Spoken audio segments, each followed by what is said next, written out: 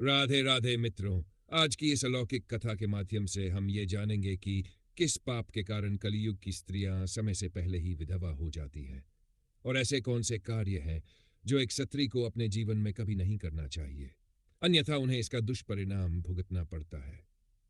सभी माताओं बहनों से निवेदन है कि इस कथा को पूरा अवश्य सुने, क्योंकि आधी अधूरी कथा सुनने से महापाप लगता है।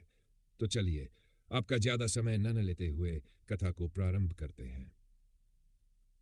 एक बार भगवान श्री हरि विष्णु माता लक्ष्मी के साथ आकाश मार्ग से होते हुए देवलोक की तरफ जा रहे थे।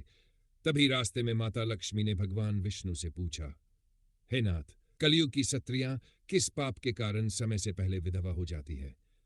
तो भगवान विष्णु जी कहते हैं, हे देवी, आज अचानक से तुम मुझसे यह प्रश्न क्यों पूछ रही हो? तब माता लक्ष्मी कहती है, हे प्रभु, आज जब मैं बैकुंठ लोक में बैठकर धरती लोक का दृश्य देख रही थी, तो मैंने धरती लोक पर कुछ स्त्रियों को देखा जो देखने में एक ही उम्र की थी, परंतु उनमें से एक स्त्री विधवा हो चुकी थी और बहुत दुखी जीवन व्यतीत कर रही थी, जबकि बाकी उसी उम्र की औरतें अपने पतियों के साथ बहुत सुखमय जीवन व्यतीत कर रही थीं। यह दृश्य देखकर मेरे मन में कुछ प्रश्न उठ रहे हैं। हे स्वामी, आप ही मेरे इन प्रश्नों का उत्तर दे सकते हैं। कृपया आप मुझे मेरे प्रिय प्रश्नों का उत्तर देकर मेरे व्याकुल मन को संतुष्ट करें।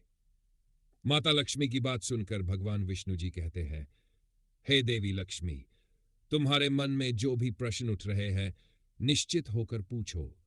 मैं तुम्हें तुम्हारे प्रश्नों के उत्तर अवश्य दूंगा। फिर माता लक्ष्मी कहती है, प्रभु, मेरा पहला प्रश्न यह है कि कौन सी स्त्री समय से पहले विधवा हो जाती है और सारी उम्र दुखी जीवन व्यतीत करती है? मेरा दूसरा प्रश्न यह है कि कौन सी स्त्री को जीवन में कभी सुख शांति नहीं मिलती? और मेरा तीसरा प्रश्न यह है कि वह कौन सी चीज है जो एक पत्नी अपने पति के मांगने पर भी उसे नहीं देती?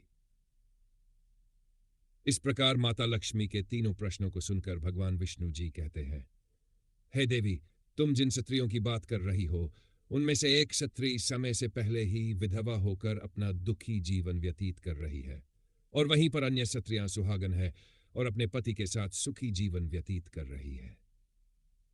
तुम जानना चाहती हो आखिर ऐसा क्यों है? मैं तुम्हें इन सभी प्रश्नों का उत्तर एक कथा के माध्यम से देना चाहता हूं। इस कथा को बहुत ही ध्यान से सुनना, क्योंकि आधी अधूरी कथा सुनने वालों को आधा अधूरा ज्ञान प्राप्त होता है जो जीवन में कभी काम नहीं आता। और यदि तुमने ध्यान से सुना तो तुम्हारे तीनों प्रश्नों के उत्तर इस कथा को सुनने के बाद मिल जाएंगे। फिर माता लक्ष्मी कहती है, हे स्वामी, मैं आपको वचन देती हूं कि मैं इस कथा को पूरा सुनूंगी और संसार की समस्त स्त्रियों तक इस कथा को आपके माध्यम से बताऊंगी। माता लक्ष्मी की यह बात सुनकर भगवान विष्णु जी कहते हैं, हे देवी, सबसे पहले मैं तुम्हें उस स्त्री की कहानी सुनाना चाहता हूं जो सुहागन बनकर सुखी जीवन जी रही है।